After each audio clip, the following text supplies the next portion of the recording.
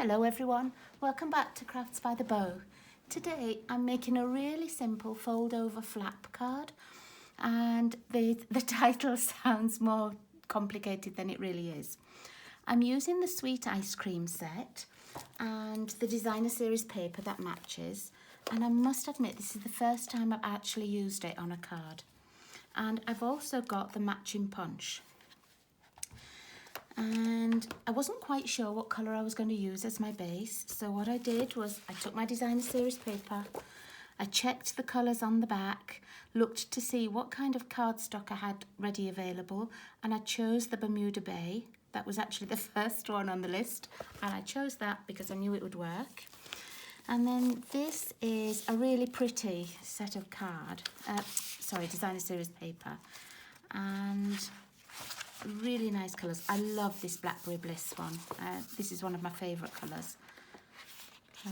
But I decided to go with the one with the ice creams on and the one with the stripes on. Now on the back it has the ice lollies, and really I think this pattern paper is meant to go horizontally, but for my card it's going to work better if I use it vertically. So let me show you how we're going to make it.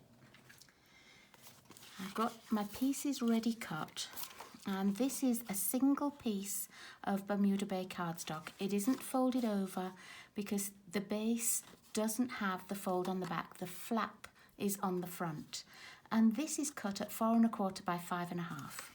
It's just a standard half of the base. And then I've got another little piece of Bermuda Bay cut, and I cut this at, let me think, 3 1/2 by 4 3/4. And I used my trimmer and I've scored the top 1/2 inch. And this piece is going to fold in, and we'll attach it here so that it gives you that fold over flap. Now some people, when they're making these, they'll put this in the middle. It can go to the left, it can be slightly offset. There's lots of different ways to use it. But I'm going to have mine so that it's in the middle today. So I'm going to attach that first, and I'm just going to use my multi-purpose glue here, just the liquid, because I find that often this one, it will make the edges stick much faster. Okay. And then I'm going to line this fold up with the top piece here. I just have to turn it around so I can see it a little bit easier. And I'm just eyeballing where the middle is. You could line it up on your grid paper and make sure it's exact. That might have been a better idea because I didn't get it in the middle. But there you go. Okay, so now you've got that fold over flap. I'm just going to use my bone folder and just press that down a little bit. Okay. Okay, so now it gives you a piece where you can stand it up. Okay, and then I'm going to put my biggest piece of designer series paper on the bottom here, and it will also have a white piece over that is covered by the flap, and you can do your sentiment in here. And some people will cut the little white piece first, and then they'll cut 2 smaller pieces to go down the side, and that's perfectly acceptable. It's an easy way to do it, but I actually like it better if I have this piece ready done and I don't have to faff about cutting all separate pieces, and then I just stick this over the top. So let's just attach that one, and all the sizes will be on my blog. I don't know why my glue's not working today. It's not coming out very well, and it is a new glue, so it should be coming out just a bit better. So, but I will give you the sizes, and they'll be on the blog post as well. So I'm just going to attach that, making sure there's a nice little border all the way around, and that hides the little flap as well. You can't see really that it's underneath. And then this piece, is going to go just under here. And can you see it's exactly the same depth as the designer series paper, but it's just a bit narrower than this piece, and that way I know that when I fold it over you're not going to see any of it. And with this paper I actually cut it into 6 inches rather than 12 inches. So when I cut the designer series paper for the inside, I had this little piece 3/4 of an inch wide, and I'm just going to add that in. You could put it on the envelope if you'd rather, but I'm just adding it in there.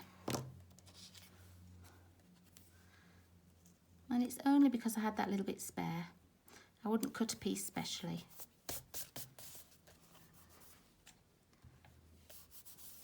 Okay, and then I'm going to attach that in here as well.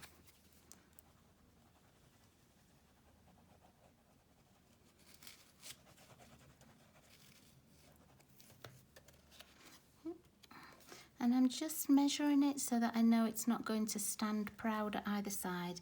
It's going to be just bang in the middle.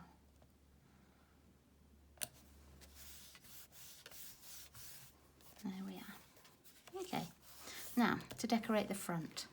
This is the piece of popsicle paper that I said I'm going to have it so that the lines run vertically. And I'm going to attach this to the front because this is going to be the main part where we put our ice creams. Now if you wanted, you could use a piece of basic white card there instead. It certainly doesn't have to be a piece of designer series paper.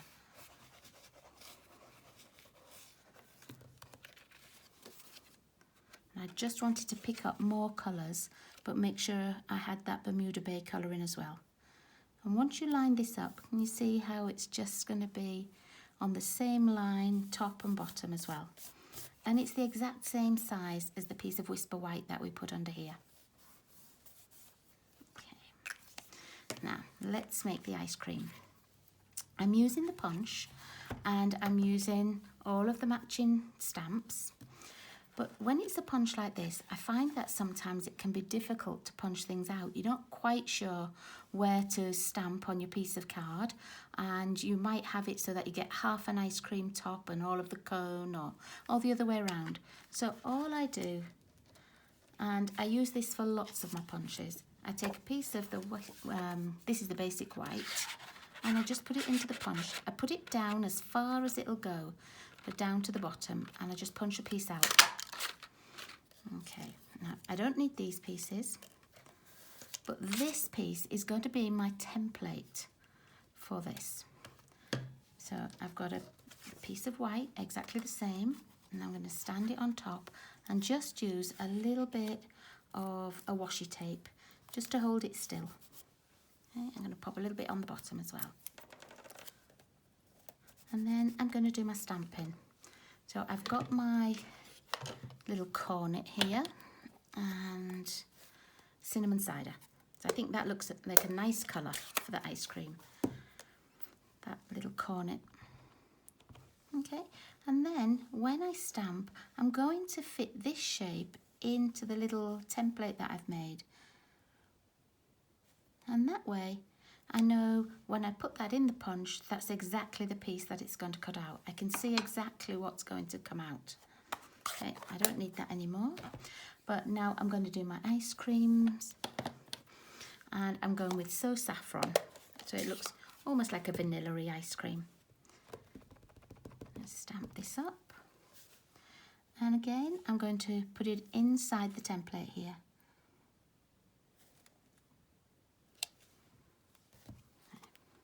And I like these distinctive inks. When you ink on these stamps, which are the distinctive ink stamps, you can see that you get lots of different variation of colour. You don't have to worry about stamping a little bit extra here and there. It just gives you those different colours, like a watercolour effect.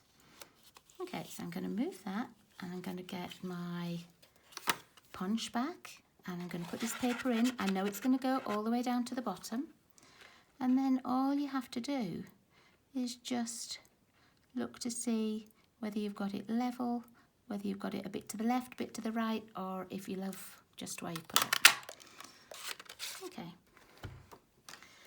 And then that way you can get two things punched out at the same time without having to try and do a little bit here and just sort of get it in and not have any of the extra cutting out here. I think it's just the most economical way to do it. And then I tend to save those little punched out pieces, and I keep them in here. So this is the one I did earlier for my card that I was practicing on. And I'm just going to keep it in there because I know that's going to fit every single time. And now I have already cut another couple of little pieces out. This was the practice one, and I did this one in Flirty Flamingo. And I'm actually going to use both of the ice creams, but I want to have some sprinkles. And so I've got the little sprinkle stamp, which is this one, or you could do the spotty stamp if you wanted. You could even do this little hash shape on top of your cornet. But I've got my sprinkles, and I'm going to do them in Bermuda Bay. Now, that's just because I want it to match in with my card, on my card base. And I'm just going to stamp on top, and that's it.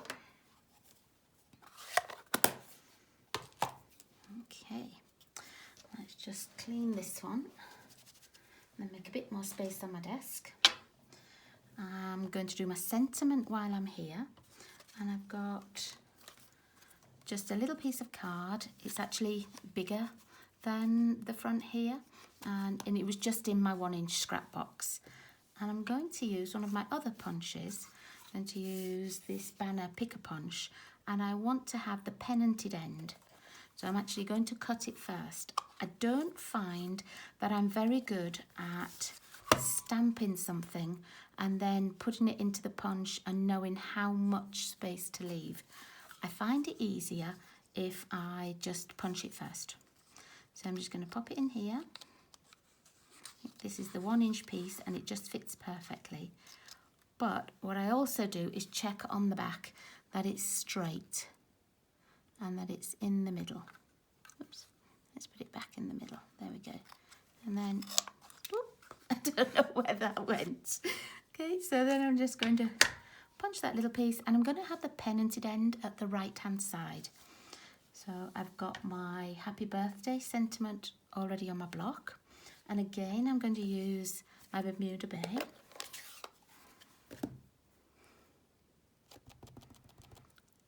And this is a very juicy pad, so I'm trying not to push too hard on it. I don't want too much ink. And I want my birthday, so the end of the word, to be nearer to this pendented end. So let's just pop it there and hold it for a couple of seconds. There we go. That came out nicely. Close this up. And I'll just pop this one over here out of the way. And then let's take this back. I'm going to need some dimensionals. So I'm just going to find my box that has the dimensionals in. And I'm going to use just my picker tool as well. Okay, now the first thing I want to put on is my birthday sentiment. And I don't mind if it's going to be sort of hanging over the flap a little bit. In fact, I quite like that. I like this little edge over because I think it draws your eye across. So I'm just going to let's find a little pencil.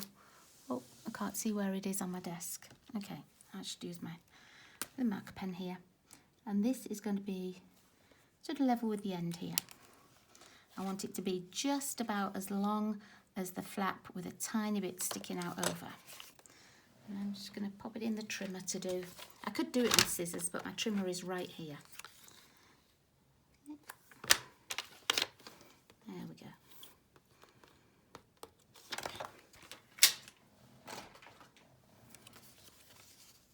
Yeah, that's just how I want it. And I'm going to pop some dimensionals on the back. Now you don't need too many. I'll probably just put 3 on, just because it's long.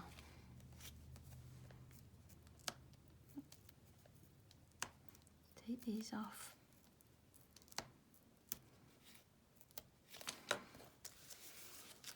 And I'm going to just put it across the bottom, and I'm going to put this piece so it's level with the Bermuda Bay here. And I want to see a little bit of the stripy DSP there. Okay. And then I've got my ice cream, and it's going to have these 2 scoops of ice cream on the top. I'm going to glue this one down, but these ones I'm going to put on dimensionals.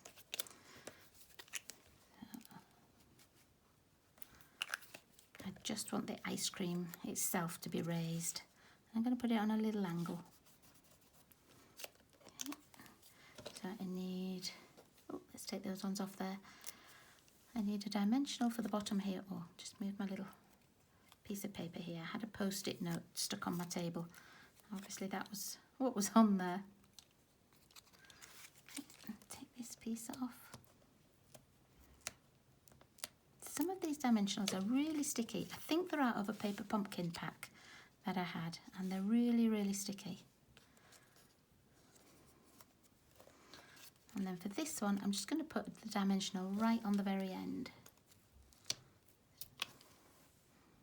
So I've still only got them one dimensional high.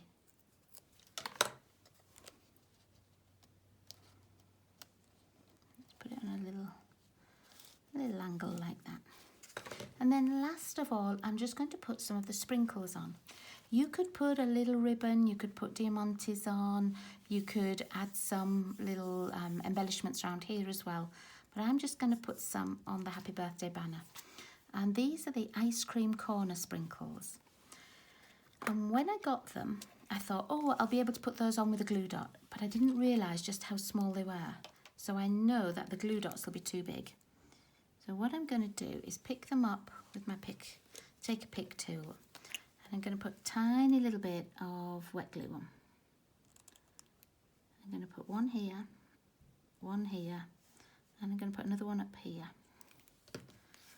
And then I'm just going to pop these on the very top. I'm not going to squash them too much at the moment, just till the glue dries down a little bit. Let's have a look, let's put a green one as well. You could put these as well on the ice cream. If you didn't want to do the printed sprinkles, you could put those on instead, if you have the patience. I'm not sure I have today. So there we go, that's my card for today. Check out the blog for all the sizings, and I think that's a lovely card. I think that's a really easy one to make, stands up nicely, and it's just fun. So thank you so much for joining me today, and I'll see you all again next week. But remember to check for casual crafting on Saturday. I think it goes live, oh, let me think. I think it's about 2 AM our time in Canada, but it's the group where lots of demonstrators across the world get together and we make casual cards. So it doesn't matter if you don't have a lot of tools or you don't have the cut and emboss machine.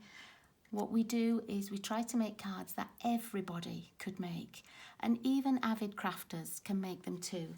And this is actually the card I've been making for it with the this is the hand-penned DSP, and just a sentiment and just a ribbon. So a nice, quick, easy card that everybody could make, and you could make a set of them really quickly, make them as thank you cards to put in a little package to give to a friend. So check back on Saturday and this will be on my blog. Thanks again, everybody. Have a wonderful afternoon, and I'll see you all again really soon. Bye-bye.